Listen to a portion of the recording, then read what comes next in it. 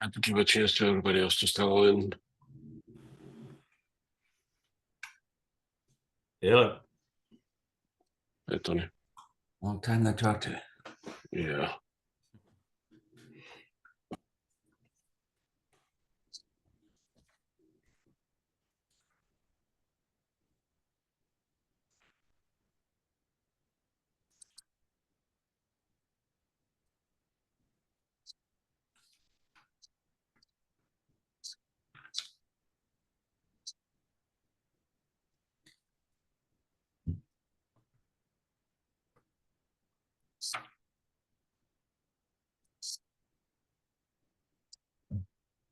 This is package test design kits, David. Yes. Yeah, son, I'm not sure. I'm sorry, Mohammed. I'm not sure. You're welcome to attend, but this is related to the test standard for test pins. Do you know if our DFT folks were copied on the invite, David? I don't know. Well, if you didn't copy them, then they're probably not. Okay. Yeah, I don't have a way to add people to the invite. It's just the standard CDX calendar. It doesn't have ability to add anybody. I think, hey David, I think we lost Tony. Okay. All right.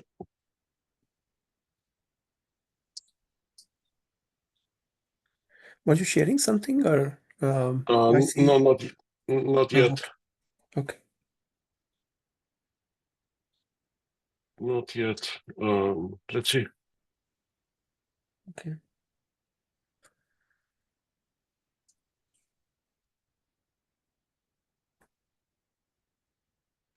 Okay. Tony is back. Good. Yeah.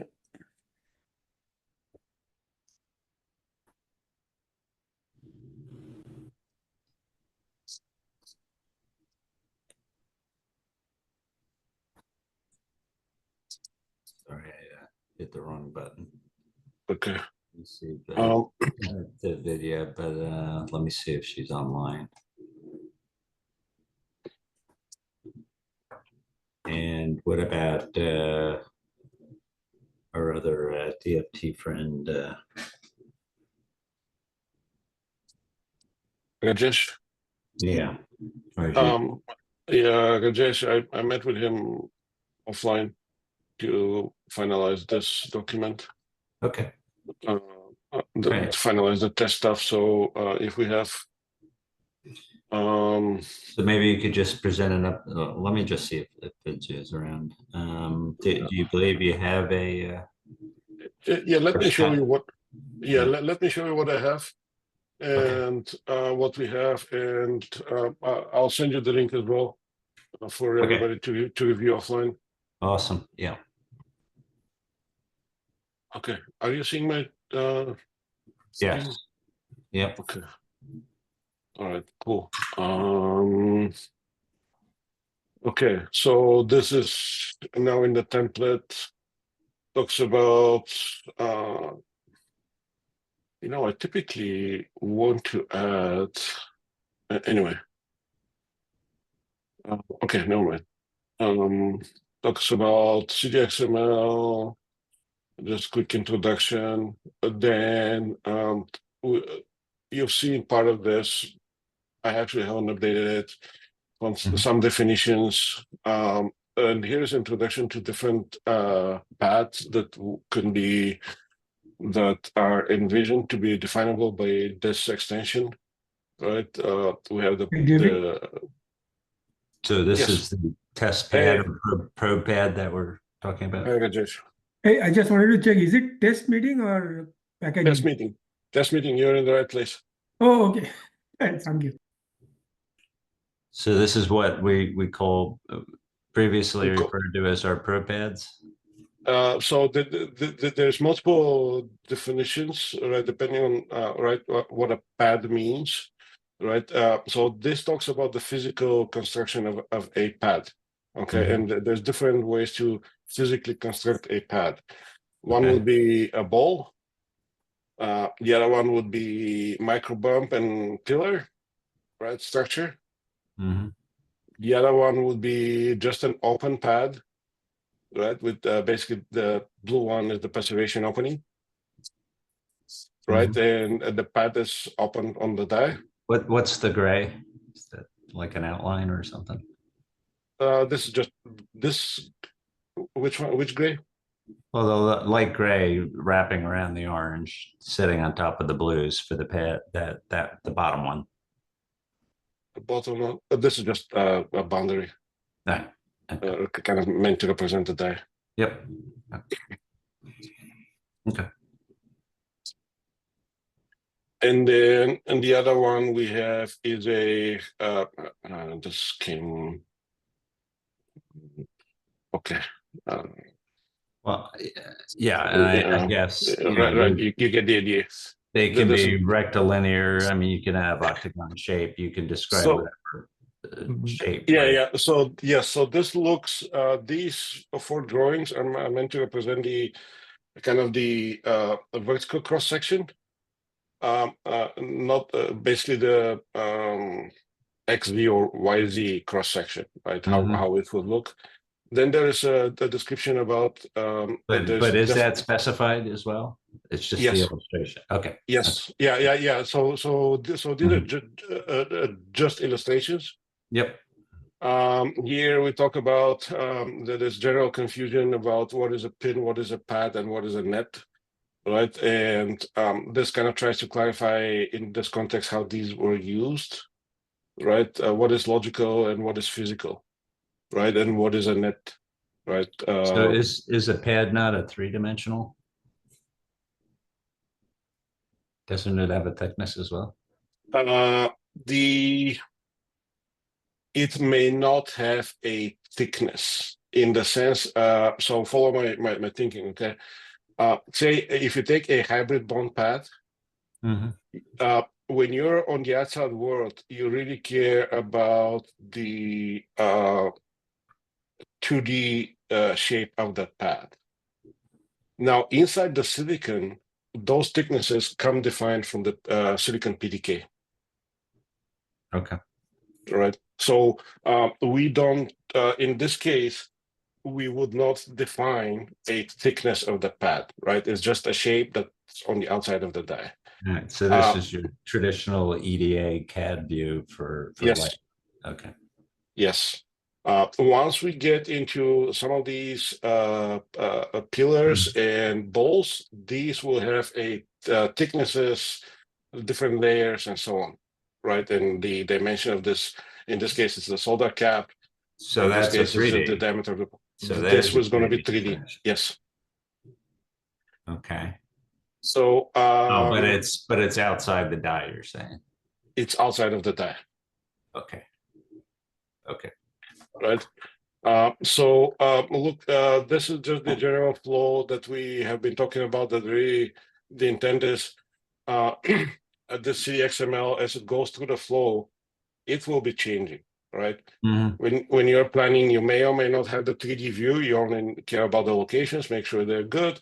But really, once you end up at the final product, you will need to have 3D view of the different pads and so on, right? When it's for example, the sacrificial pads may get stripped out for the final product, right? You would need them for wafer test, but you would not need them for the final product unless you are giving your customer wafer that they can also test, right? So the idea is to enable that flow without explicitly saying, defining and requiring you must have this present, right? Let the people in the flow decide if they need to strip some data or add some data. Yeah. Right. Do you define persona in this document at all? No, I have not. Right. Because typically, who would consume that? It's your probe card manufacturers, your manufacturing ATE test team. You should at least talk about that at some point. I think this probably belongs in the description of this flow, right? Obviously, I have some Okay. more edits to do, but that can be described in that part, what could and could be done, and what is enabled in that particular step. Right. Okay. Right. And then looking at the material definitions are going to be in MDK, but here, right, we basically look at this is kind of a human level view of what the CD XML looks like, right? Defining different paths and pillars, and then for the IOs, defining this IO, what type it is. So here's David, I have assumed that, and I call the CDMXLs or JEP30, whatever you want to call it, a chiplet design kit. So this is the CDK model, right? So is this included in the CDK?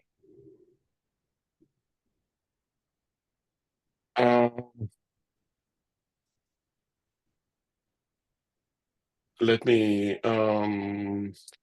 repeat that one more time. I'm trying to understand. Well, you know, we have CDMXL, we Yes. have the JEP30 part model. Okay. But the collection of all that stuff is what I call a chiplet design kit. It's a CDK. It's all the design views associated. Now, the standards that we're supporting are the electrical and the physical views, but there are other views. But I view that this test design view, if you will, is part of the CDK. Yes. Okay. So would this be kind of a superset of the chip view that would have all the normal pins plus the test pins, or is it just the test pins? It will be a superset. Okay. But it's a separate model than just the normal CDK that a designer would use, and they wouldn't even see these, correct? I suppose they could, but they will see it. Well, do we want them to see it? Because they really shouldn't be hooking that up in the package. That could be dangerous. Okay, let's how about this? Let me show you what about the test stuff, what was added, and then we can come back to your question. Yeah, I mean, we don't have to answer that today, but I mean, that's the way I presented it, you know, in the presentation that I should. Yeah. Let me, okay, so this is an example of different path definitions.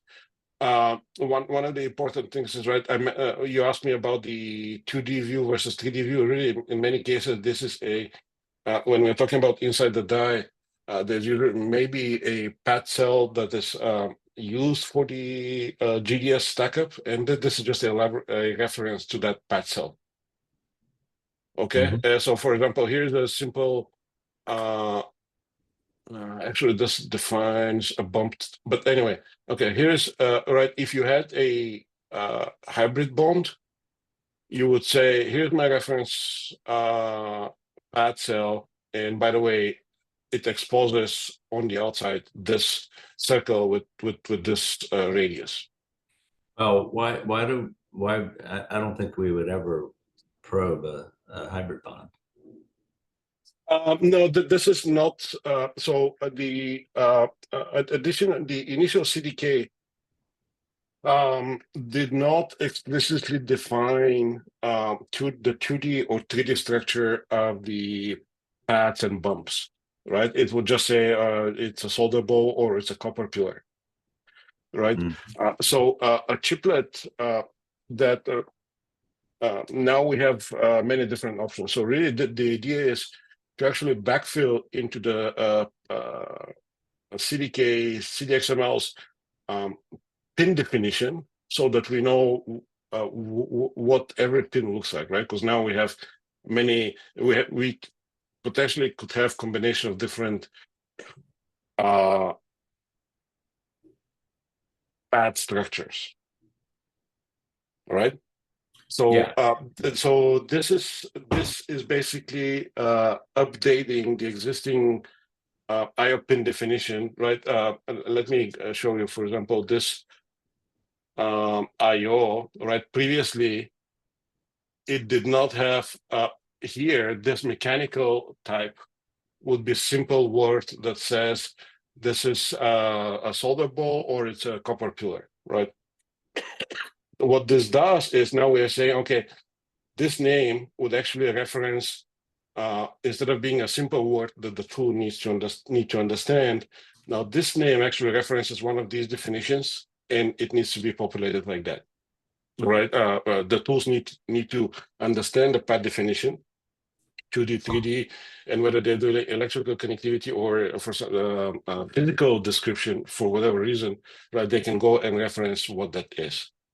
So let me ask this. So let's take a simple case of a copper pillar on a normal flip chip die, right? Okay. So you're going to define all those, bumps, right? The C4 bumps. That bump could be a test and a functional. Yes. So are you describing two different pins, or is just adding another attribute that says this is a functional pin, and then you would also have an additional attribute that said it's a test pin? It's actually adding additional attribute. This is the addition. Okay, good. That's yeah. Okay, I just wanted to confirm that. So we're not replicating the physical description. No, we are not replicating the physical descriptions. We are just whatever was existing.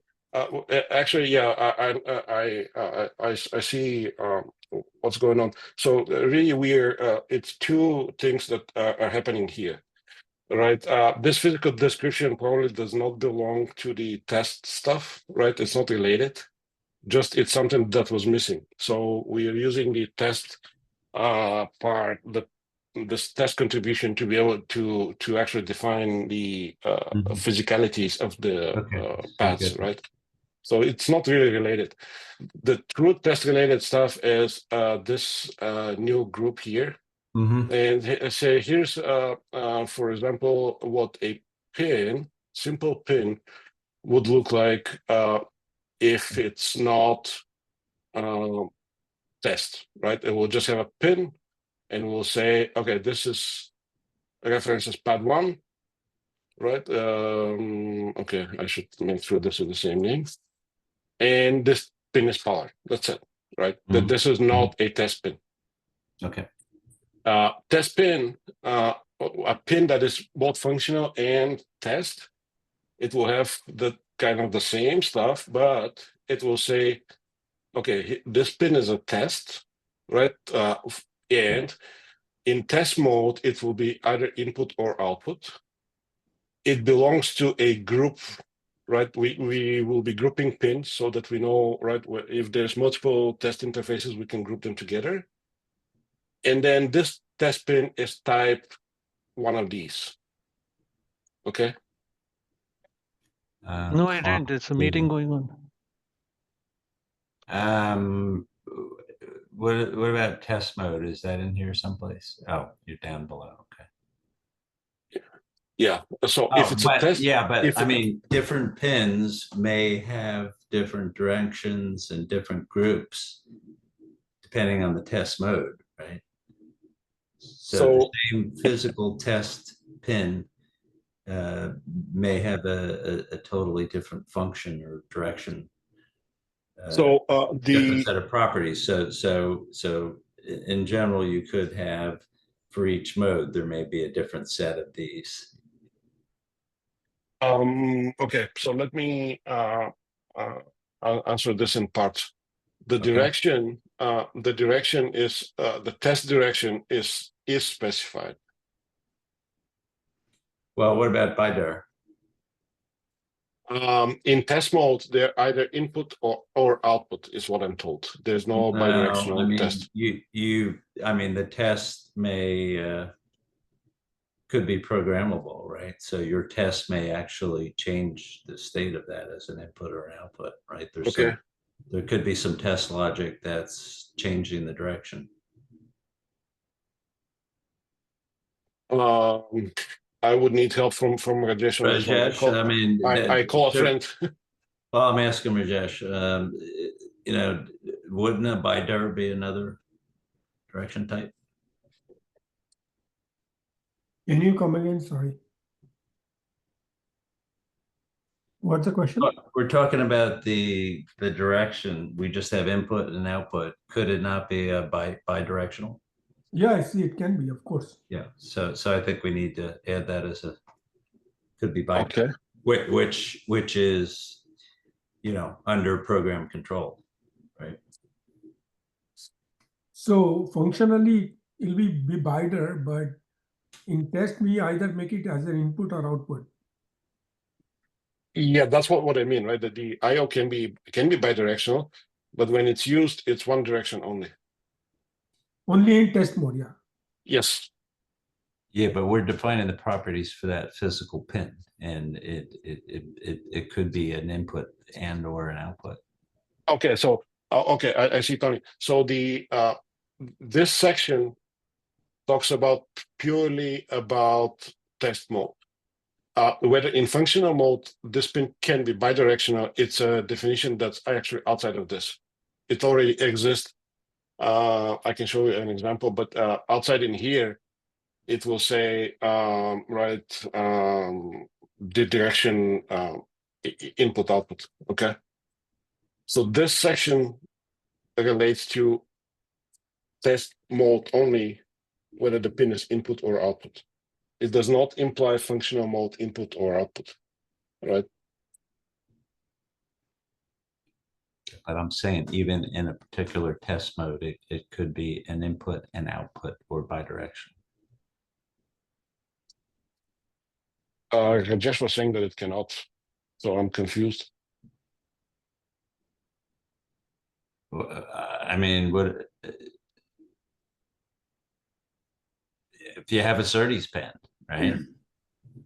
Yeah, so question is maybe in Bidirectional, right? Depending on whether it's transmitting or receiving. It's on the same ports. It could be an input or an output. So a bidir is a valid IO type.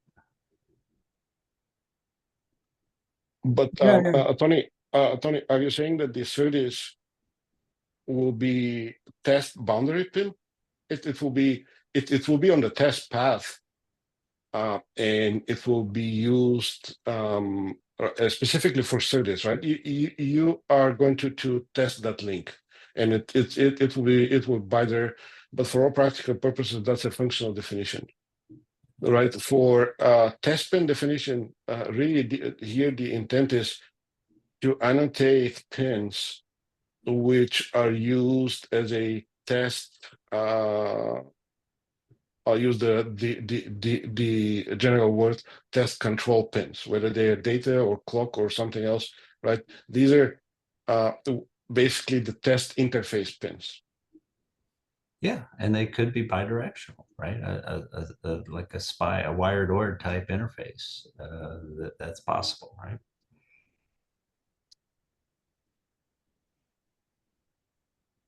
In test, there is clock in and data in or data out.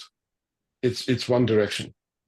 We're talking about what I'm pins. told. Yeah, so at any one time, it's either input or an output, but a physical pin can change in a particular test mode. That's what I'm trying to say.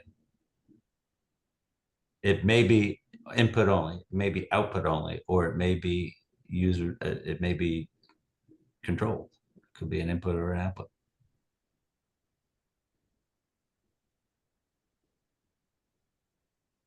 Okay, that's not my understanding of the test setup, but well, why don't you put bidirectional question mark, and we'll take an action to discuss it okay. further. Tony, I have a question. Yeah. Yeah, and or even David. See, when I say test, when you say test here in this, I mean there can be two kind of tests, right? We also run functional test on ATE. And Well, that's a all test that- mode. That's all a the test mode. time, when I say the in scan test, let's say the pad can be either input or output, that's a structural scan test. But in functional test, it can be BiDi, as Yeah, you correctly pointed out, like a SerDes, right? If you run some, let's say, Right. circular Right. BIST. So that's the my But comment. here's the thing, right? In functional test, it's still functional, right? We don't need to separate of functional test mode from functional mode, right? The pins are going to be used the way they were intended to be used in functional mode. Yeah. Right. So actually, I will not be able to comment because I'm not that expert in the functional test domain. But I just wanted to get my experience that yeah, they run functional test also, and if they're not modifying the pin to put in special test mode, but there are definitely in functional test also they have some modes which are not 100% functional regular, but they enter some mode where they do some things in the functional test. So Yeah, you could also have an analog test pin. correct. Do we have So provisions for that? that's the reason I What is mentioned the analog test pin? Yeah. It could be a voltage, could be a current, source or input. Yeah, I don't know all the types now, but I think we need to include that as well, right? It's a very different kind of thing. If you have for example, a band gap, it may have a pin where you can go in and measure that voltage, and that's an analog pin. You don't want to hook that up to a digital test port, or you're going to blow out. Yeah. So Okay. we need to support analog. Okay. Yeah. So let's just go. So the default, I guess, would be digital unless specified. But if it's an analog, then Yes. So let's test.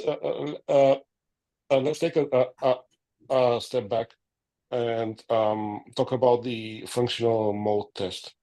The way I'm thinking about this, Tony, is what? Hang on. When you saying a functional test or mission mode, which is what the chip is supposed to do. There's a difference.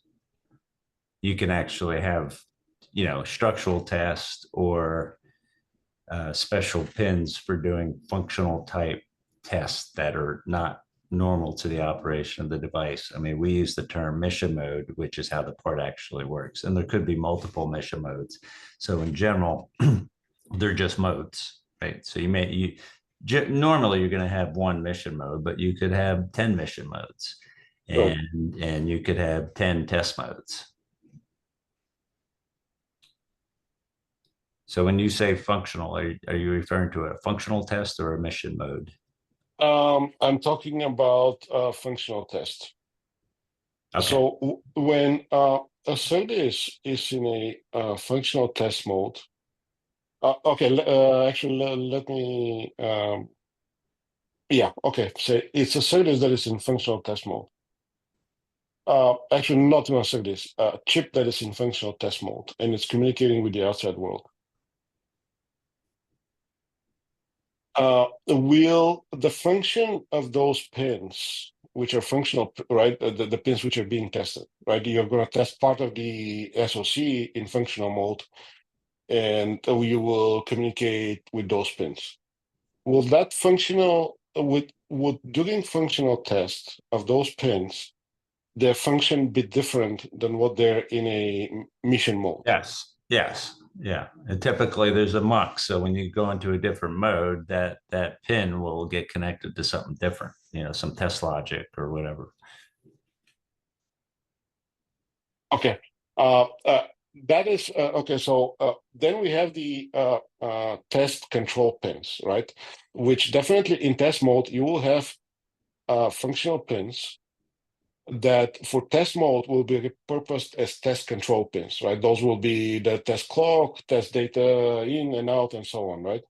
Well, you have a test enable, I think it's called, that puts it into test mode. And then sometimes you can have optional bits that are used I don't think that's actually IEEE standard, but it's a best practice where, if you have 60, 64 test modes, you would have 3 pins in test mode when you're in the test mode that would specify which test mode.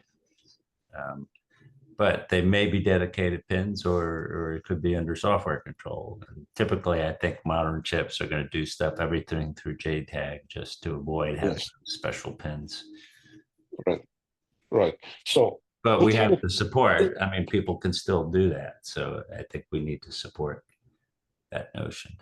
So putting the SoC in a test mode in a specific test mode, right?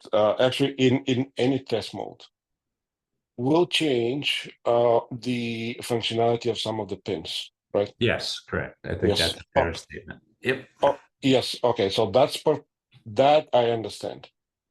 Now, my question is this. If you have an I/O which you want to functionally test, right? An external I/O, are we saying outside the package or outside the die? If you have a I/O on the die that you want to functionally test, right? And even when you put it in a test mode, that I/O, that particular I/O will be basically for that particular test mode will be basically in a mission mode, right? Say that again. You are testing one I/O on the chip, right? And you want to do a functional test of that I/O, right? You set up your test program, but the I/O typically boundary scan is used to test your I/Os normally. Right. Okay. But okay, maybe not I/O, a pin, right? You want to do a functional test on a pin. It doesn't matter whether it's excuse what it does, right? But think of this setup, right? You want to do a functional test on a pin, and true that you set up the rest of the chip in a test mode and everything, but that I/O in that particular mode will be in mission mode. No.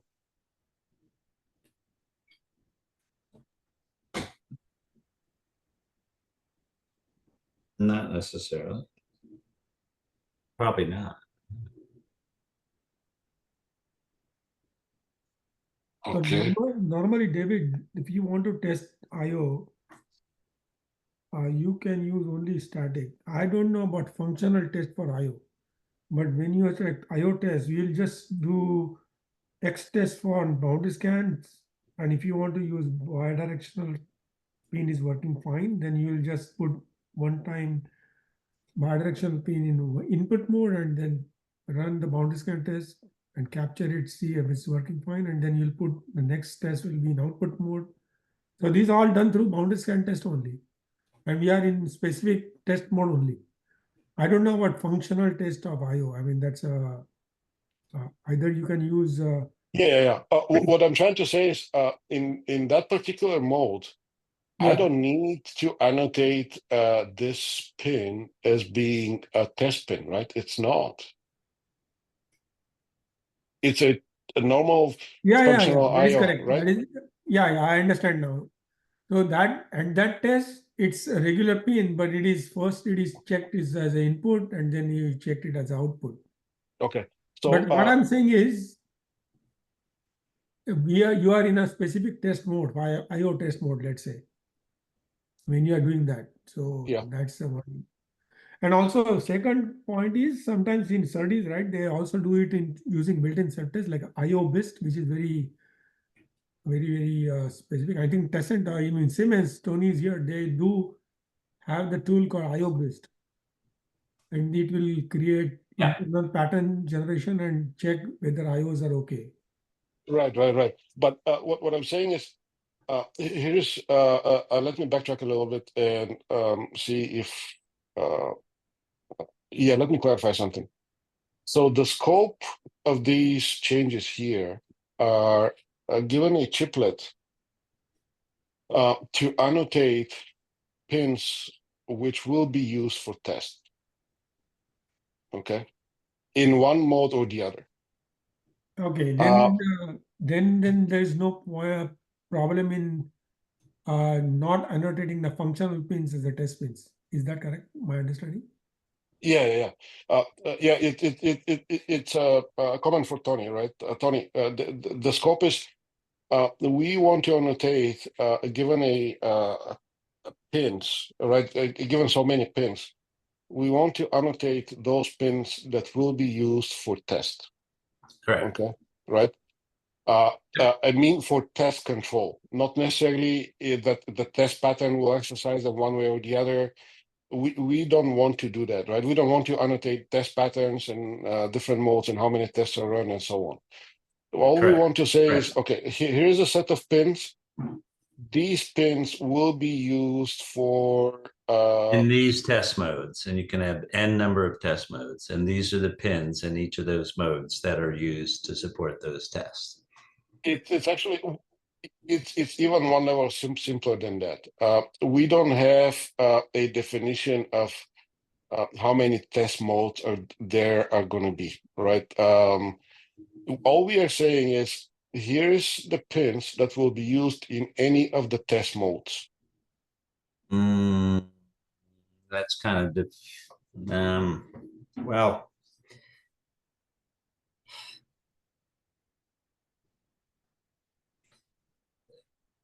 you know, if you're just building test hardware, you just care about the physical pins, right? But I think we're trying to do more than that, right? Because we want this format to also have information in the database that your test team can use to simulate those test patterns, right? So I think, you know, rather than just saying, yeah, these are the pins, because typically the way it's done is you're going to have a spreadsheet, and for each test mode, it's going to have the mapping of the pins. It's all done with spreadsheets. So we're trying to get rid of the spreadsheets and have it actually in the database.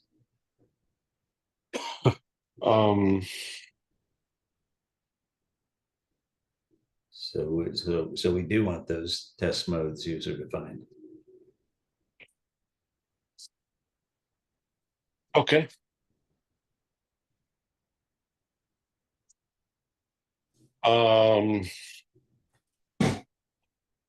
Is there an example of that spreadsheet? Yeah, I can send you one. Okay. Yeah, let me take a look at that and we'll update this proposal then. I'd have to dig it up. It's an old Silicon format. Silicon's gone, so there's nothing proprietary there. But okay. Yeah, the thing we so here's the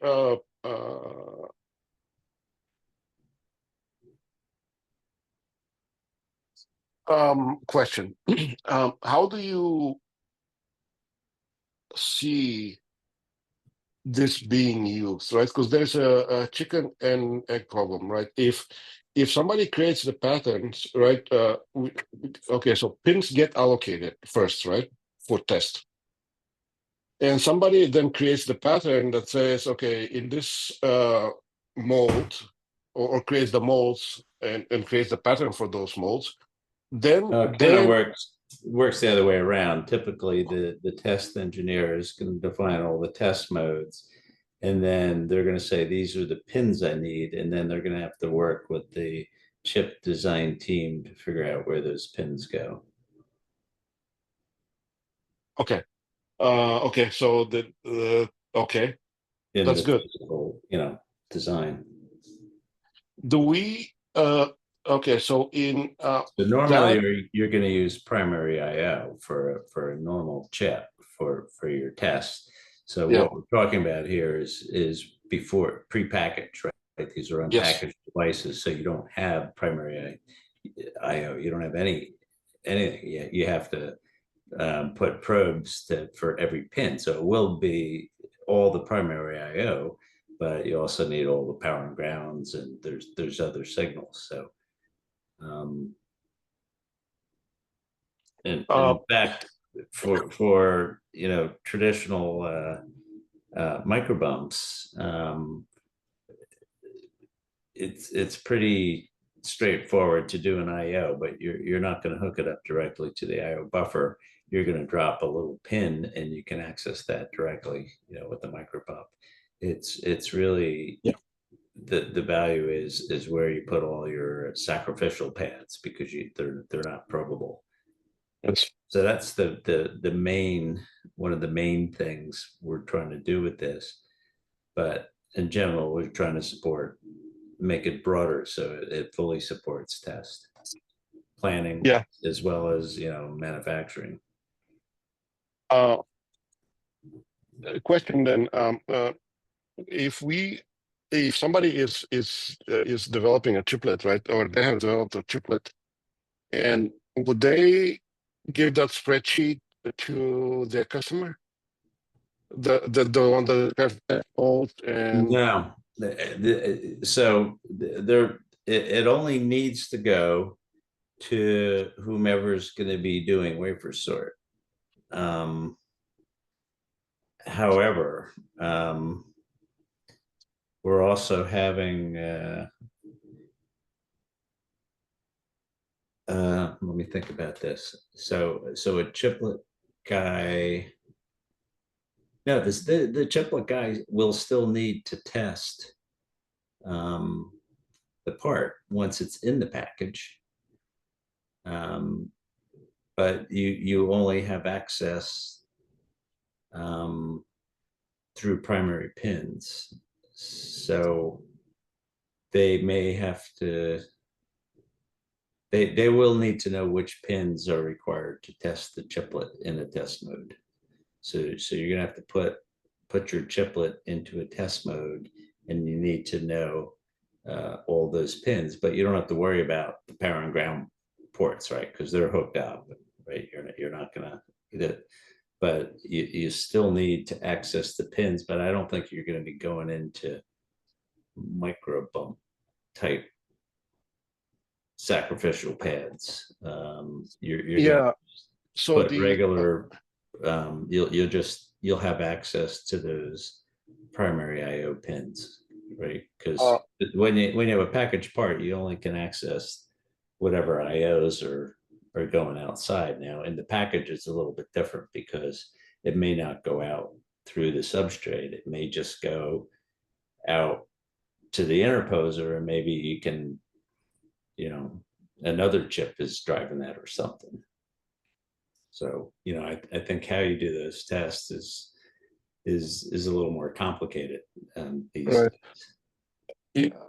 So I guess the trend is just do everything through JTAG to keep it simple. So that's the general trend. But there's going to be analog chips that are maybe just using more traditional approaches. So I think we need to be able to support those as well.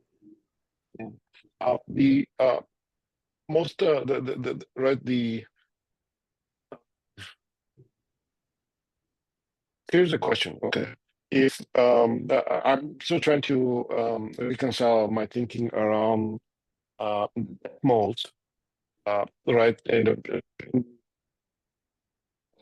right, these test molds seem to belong purely within the chiplet whoever does the chiplet, right? Would Well, they it has need to to be, deliver? right? Because the chiplet could be a general purpose chiplet that's defined in a vacuum, right? So I think it needs to be standalone, and it can't be dependent on other chiplets, right? Right. My question is, who deliver the information about the different test modes outside of their development? You're breaking up a little bit, David, but I think there is a super test mode maybe we treat it as a super test mode, because you have your mission mode test, and you have all your structural tests, let's call them structural tests, that will be run on the chiplets in the package. And then you have a whole other set of tests which are run only at wafer sort. So I think there is a super sort, a superset, or there's a separate set of test modes within wafer sort. Yeah, And right. I So think we need to delineate those, because there's a set of pins that are used to test the chiplet when it's in the package, and there's another set of pins to test it when it's bare die or wafer. Right. So I think high level, I think we want to do two things, right? One is this file is meant to go with the ready chiplet, right? What info we need to define the information that vendor for the chiplet needs to provide to the next level to describe what test looks like from the outside, right? So this after the chiplet has been shipped, right? Vendor ships the chiplets and says, "Here's my test pins," right?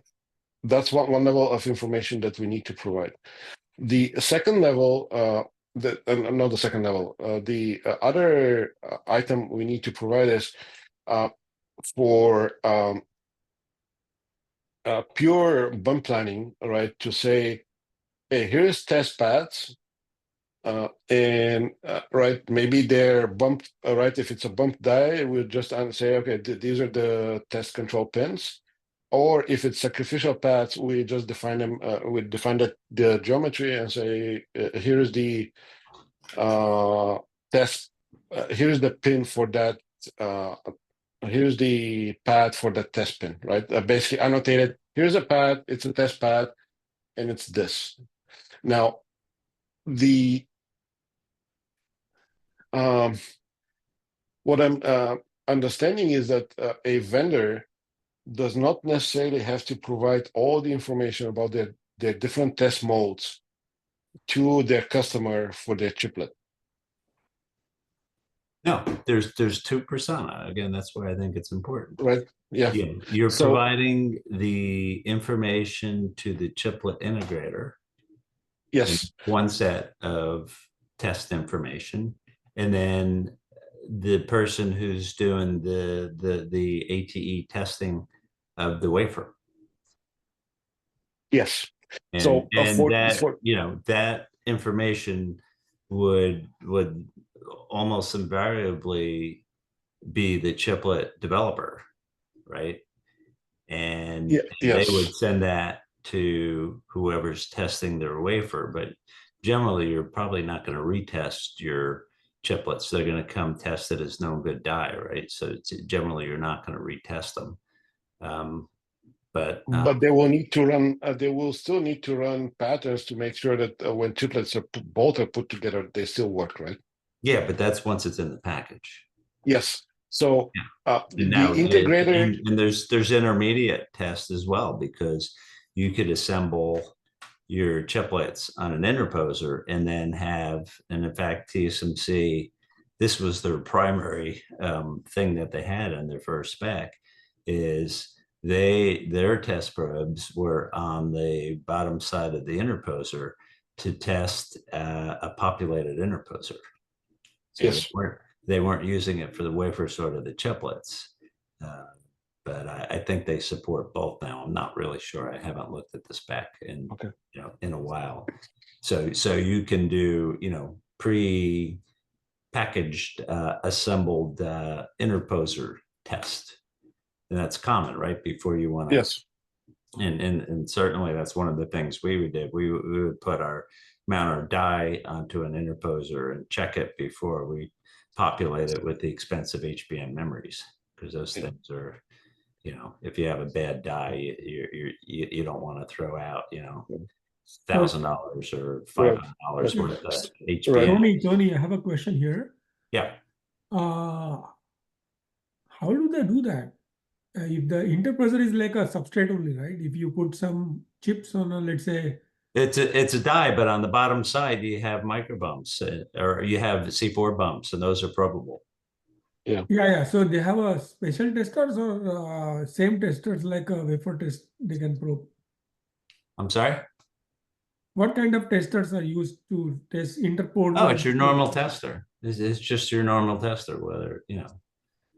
And then how does if it is not, the chip is, the interposer is not packaged, how does it look like? Is it like a, I mean, I have not seen interposer without packaging. Yeah, there's a test socket. So yeah, I mean, there's test hardware that does it. You just mount it on there, and it you know, they're not traditional cantilever type probe pads. They're more like just stiff copper pins that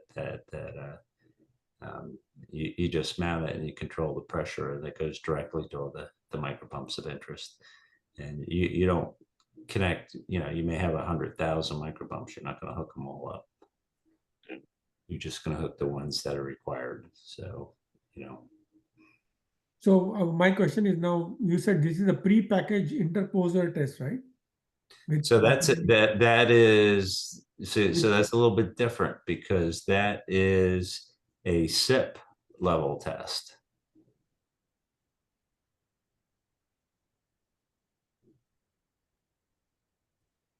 Okay, I thought you test the interposer with some chips on top, and then that's a good, I think you use the word pre-packaged, and then the whole thing is packaged again. Yeah. Is that correct? Yeah. So, I mean, when you think about it, you know, from the tester's perspective, it doesn't know if it's a chip. You know, it's looking at the bottom side of that interposer. It doesn't know what's in the silicon. There's nothing in the silicon. There's through silicon vias that are connected to silicon. But from the tester's perspective, it just sees, it looks like a regular chip to the tester. Mm-hmm. So it's the same hardware that you would use to just test a flip chip device. Okay. Tony, I wanted to go back to your comment about the spreadsheet, right? So the way I'm imagining it is you have kind of two halves to it. In the left half, you have hey, here's the test mode, and in the right half, it says here's the test pins. Let's say okay, this is going to be the clock, this is going to be the data, this is going to be data in, this is going to be data out, right? So, and then another mode like that, right? So in this proposal, if you think about it, we are capturing only the right half, right? And we are saying, hey, these pins are going to be used for test. The thinking was what we had in our spreadsheet is we had all of the IOs defined for the whole chip. And then we had additional columns that would, for each test mode, there would be a column, and you know, that column would map to the pins that were applicable, and if the pins weren't used, it was just empty. Now, you know, there some of these spreadsheets may have 50 columns because they're used by the test guys to figure out all their test modes and which pins that get mapped to the physical database. So, you know, you'll have XY coordinates on the actual chip, and the PD team would provide those XY coordinates. It wasn't in the database. They would write scripts to do that, right? And then when they're ready to build the probe card, they would just export a subset of the information for what the probe card vendor needed. It would not all that other design specific information. So it's really using Excel as your not so machine readable format, and a lot of manual scripting to populate that. What we're proposing to do is replace that whole methodology. So it's part of the design process, and that information is there and it's persistent. It's not a little separate spreadsheet that needs to be maintained, and you get into trouble. I mean, we put these things under revision control, and we do manual checks, and so that's what we're trying to eliminate and really modernize that approach. But that's the way most people are doing it today, as far as yeah. Okay. and the big companies, they have their own formats, and there's. Okay, I understand now where you're coming from. Our intent was really to cover only portion of this, being what does not thinking on within Guys, I chiplet need vendors. I need to wrap up soon, but let's. Okay, we'll continue then in 2 weeks. Yeah. So what I'd like to do, David, send me this link. I would like our test guys to start looking at this and providing some feedback. Okay. So I'll set up a call with them and to get their feedback, and we should make sure they're on the next call. Okay. Okay. All right. Sounds good. Right. Which I will be out of the country, so I won't make the next call. But okay. Okay. Very good. All right. Bye. Thank you. Thanks.